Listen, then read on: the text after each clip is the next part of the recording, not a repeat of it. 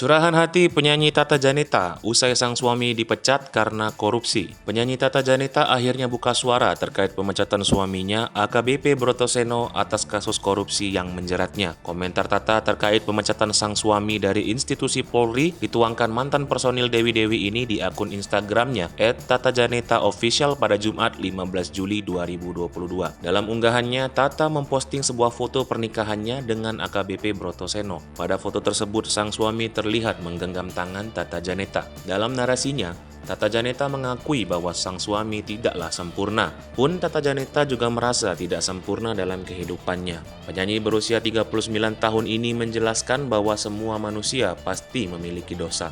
Atas pemecatan sang suami dari institusi kepolisian, Tata mengaku akan sabar dan ikhlas. Hal ini juga, kata Tata Janeta, akan dijadikannya sebuah pelajaran dan menjadi pelebur dosa. Ibu satu anak ini juga berharap sang suami akan terus meneguhkan hati untuk menjadi pribadi yang lebih baik ke depannya. Tata Janeta juga berharap sang suami bisa terus menjadi suami sekaligus ayah yang terbaik untuknya dan anak-anaknya. Wanita berambut panjang ini juga berjanji akan menemani AKBP Brotoseno dalam suka maupun duka. Selebriti ini juga berjanji akan terus mencintai suaminya baik dalam keadaan susah maupun senang.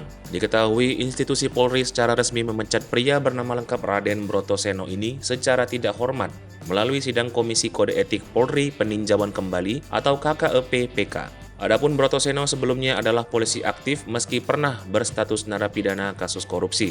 Sebelumnya Raden Brotoseno yang pernah menjabat sebagai Kepala Unit 3 Subdit 3 Direktorat Tindak Pidana Korupsi Bareskrim Polri ini terbukti melakukan tindak pidana korupsi. Sebelumnya Brotoseno menerima suap sebesar 1,9 miliar dari proses penyidikan tindak pidana korupsi cetak sawah di daerah Ketapang, Kalimantan Barat pada 2016 silam. Terkait kasus ini, Hakim Pengadilan memvonis Brotoseno selama 5 tahun penjara dan dinyatakan bebas bersyarat pada 15 Februari 2020.